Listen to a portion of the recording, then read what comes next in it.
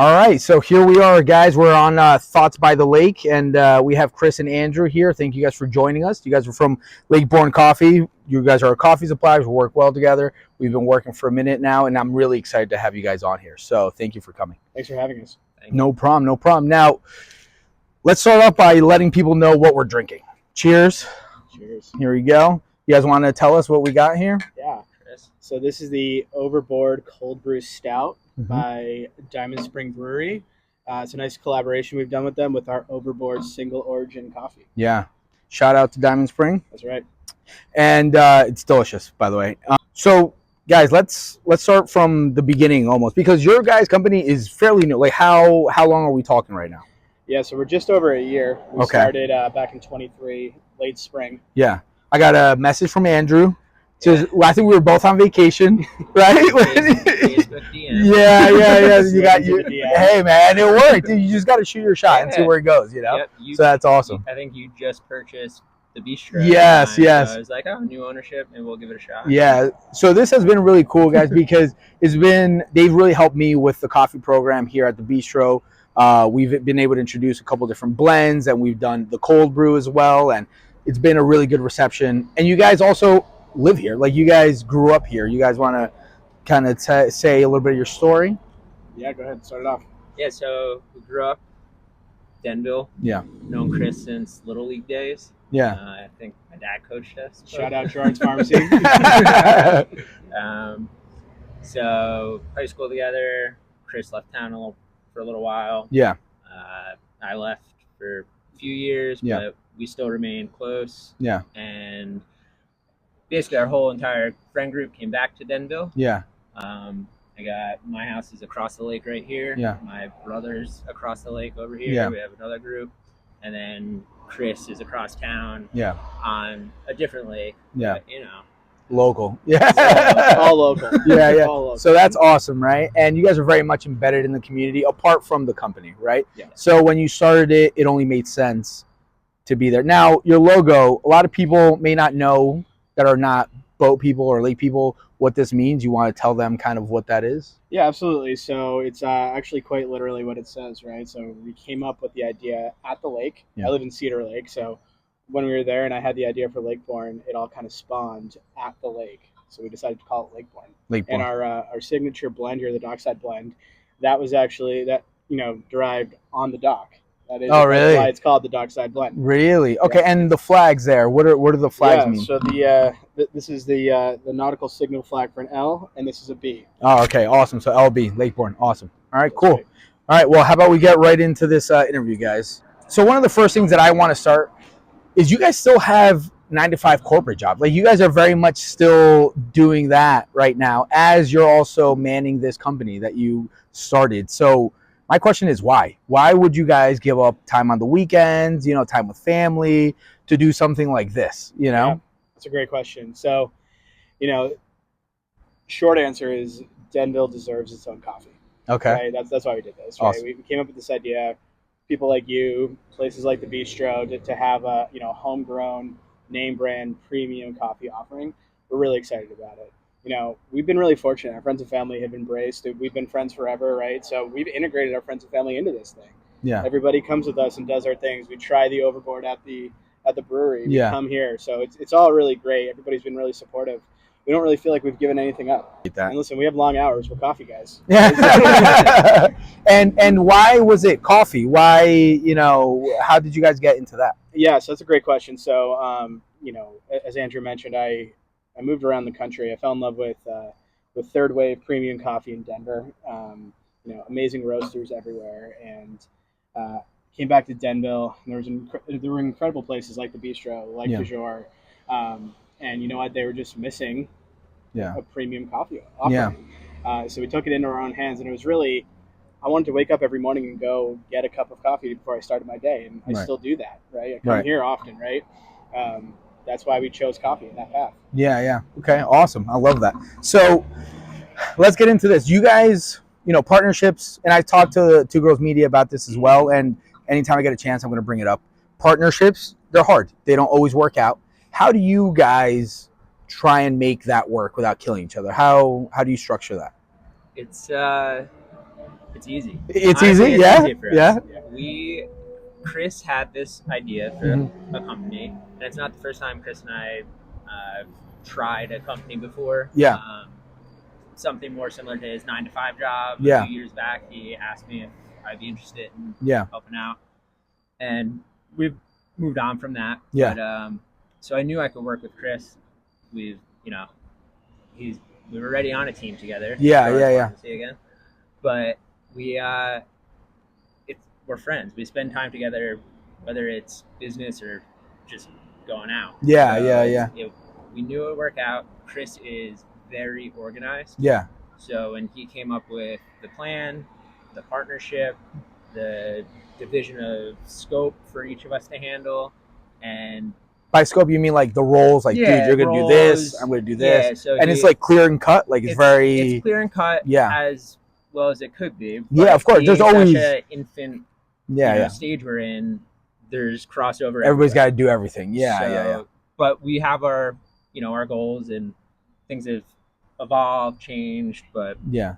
we all have the same goal of See, I feel bringing a solid coffee to. Right, and I'm glad that it's easy for you guys. I think it's like super rare that something like that happens, right? Because you just get involved in these things, and then if you don't really plan it out the way you guys seem to have done, it really turns into a crapshoot, right? Where it's like resentment starts building up and things just don't work out. So I think it's super important for anybody starting a partnership that somebody has to be super organized and jot things down and write things down and have that structure there, because if not, it becomes. If we didn't have Chris and his spreadsheets, You're an Excel guy. Yeah.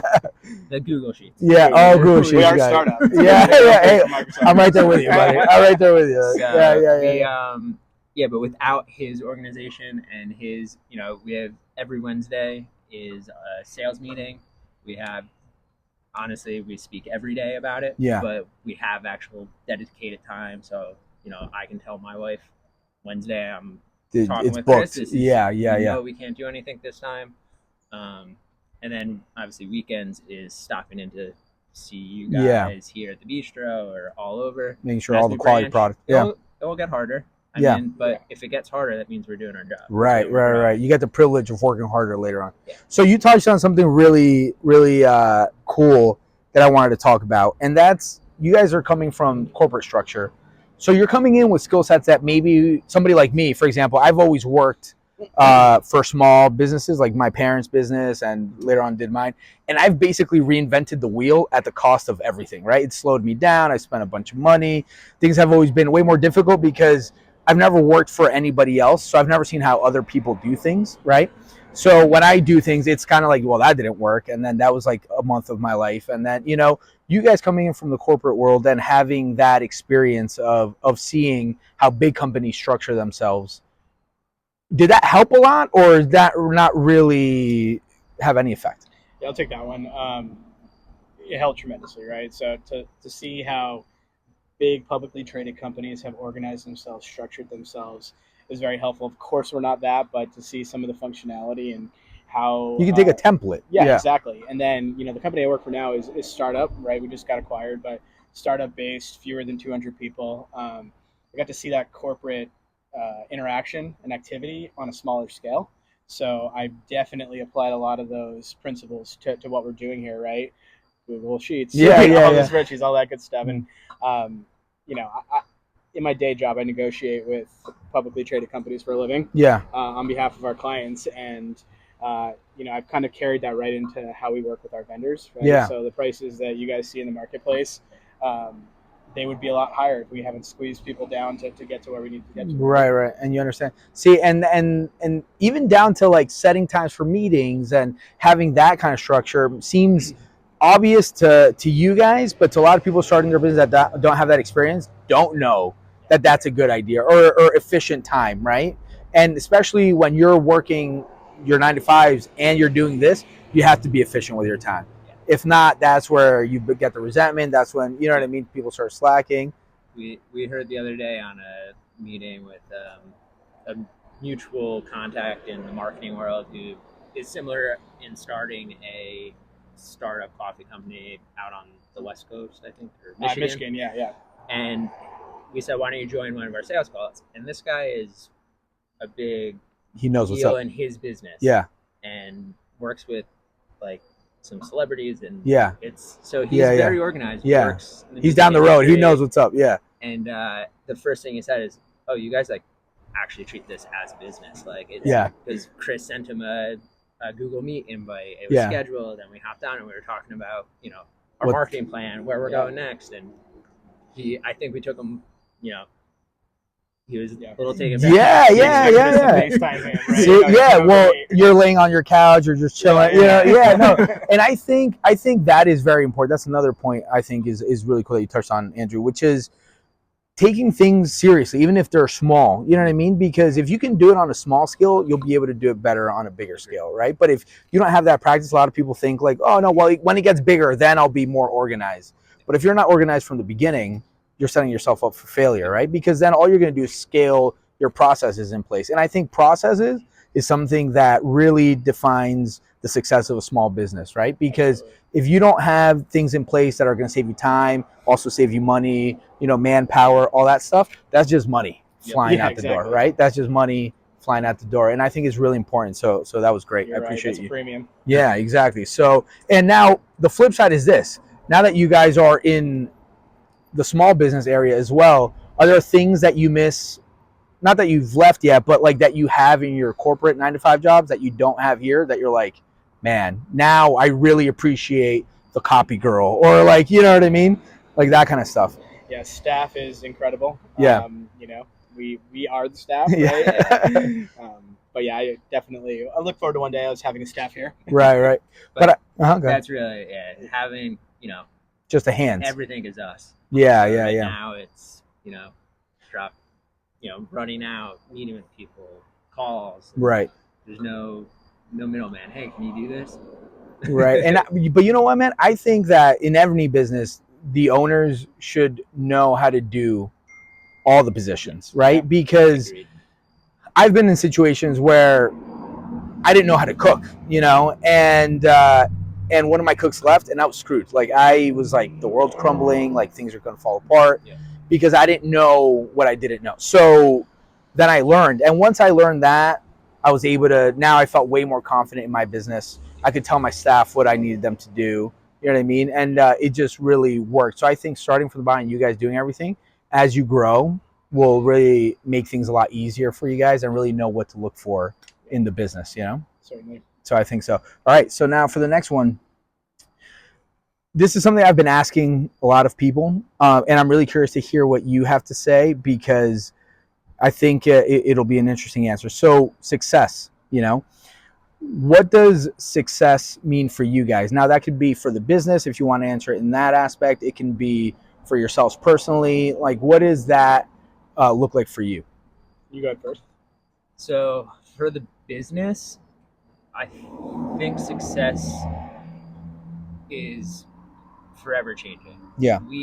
I think we have been successful already by seeing our logo on someone's car. Yeah. So small wins. Just small wins. Hell yeah. Every day you go home and you say, wow, we nailed it today. Yeah.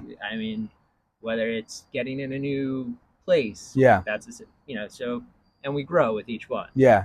And hopefully we never lose the excitement of the small successes. I love that. Will humble us. Yeah.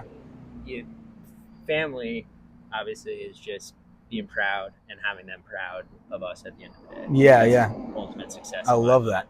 That's a great. I think what you said there is that taking those small wins and being appreciative of those small wins as you see it grow, because I think later on we'll be thinking about that time that we were sitting at the corner of this crazy intersection when you first started, with the coffee shop and you know what I mean? And I think these are the memories that you really learn to appreciate much later on, Yeah, absolutely. I agree with all that. And I think, it still humbles me every single time somebody I don't know tags us on Instagram and says, hey, try Lakeborn Coffee. It was awesome. Yeah. Like, that's ours. And usually a text back and forth. Yeah, hey, did you see Yeah.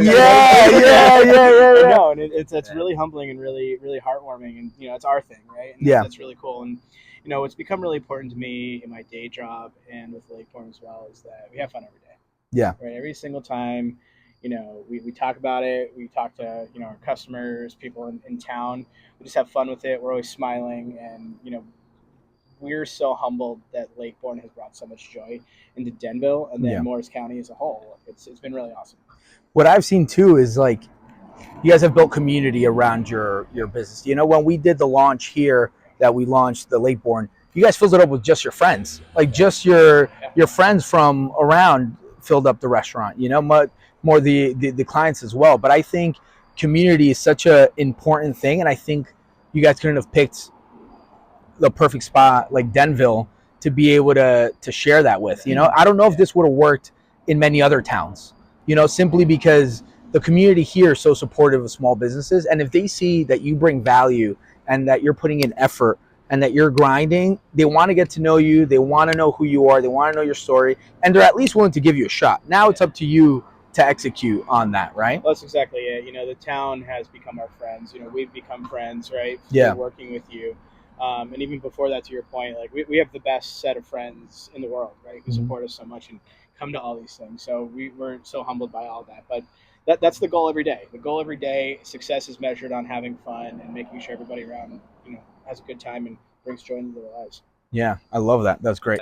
Let me ask you this. You guys are fairly new, but still, what piece of advice would you guys give yourselves at the very beginning, knowing what you guys know now, starting all this? I think we went in with some big thoughts of ourselves. Yeah. Like we're gonna take over. Yeah, it's gonna be quick. It's gonna be easy. I think we knew it wasn't gonna be a quick growing thing, and we knew we didn't want to, quit our day jobs to dive in this, new venture and risk everything. So we knew it was gonna be a slow burn, but we did think some things would be a little easier. Yeah. Coffee equipment is a whole aspect of the industry that we just didn't know what you didn't know. Yeah. You don't know what you don't know, right? Yeah. For the big guys, it's something, they can throw around money that buy new equipment, do things. Right. But so we realized we had to step back, sit down, find a new plan, and then go forward. So it's really just, you got to be going back to being humble every day. Yeah. And we're not going to take over the world. Yeah. We're going to grow slow. We'll get there. And it seems like it's working so far. Yeah, for sure. Yeah. Patient. I don't know if anybody realizes how hard it is to seal one of these things. Like I've gone through 40 of them. Sorry if anybody got one. Sorry, I try my best. Yeah. But I agree with everything Andrew's saying, and honestly, it's the advice I give to anybody who's starting something new is be willing to adapt, right? To Andrew's point, we really thought that we were going to be an online business. Yeah.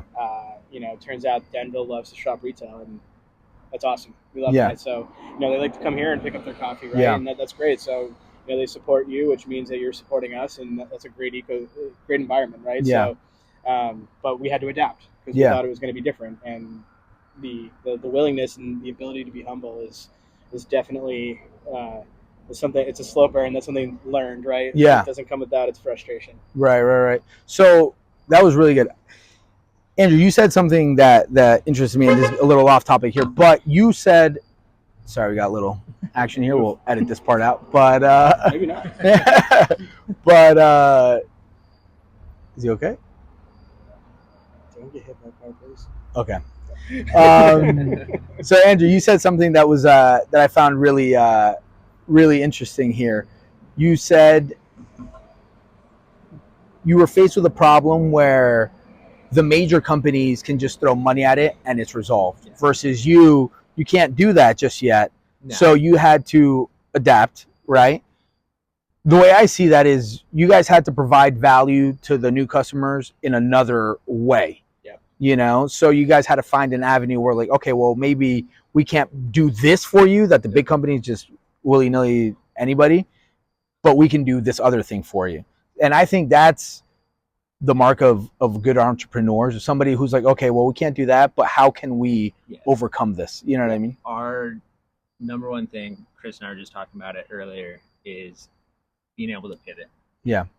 It's all about being able to pivot on the spot. And that's what we do I mean, I feel like we pretty much do that in our 9 to 5s as well. So that's one of the aspects that probably helps us a lot. Yeah, you're used to the changes. Yeah, but it's the difference is we have to pivot and deal with small business owners every day. Mm-hmm. So, and that's budget constraints. That's a whole lot set of issues. Something we might not think about, and that's probably why we struggled at first. Yeah, is not putting ourselves in the small business owner's shoes. Even though we are small business owners, but the Bistro, this is your life. Yeah, so like, this isn't your fallback. Yeah, this is.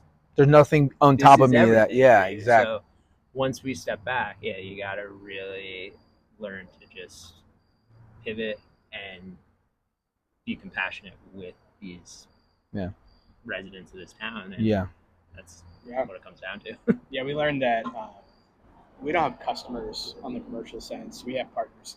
Yeah. Right? Like we're in it with them. Like, that's awesome. That's such a good way of putting it. And late night parties and things. Hey, we need an emergency 20 pounds. Yeah. I've definitely done that. You guys got any? We always got it. Yeah. How many nights do we sit here trying to help you with that's true. Yeah.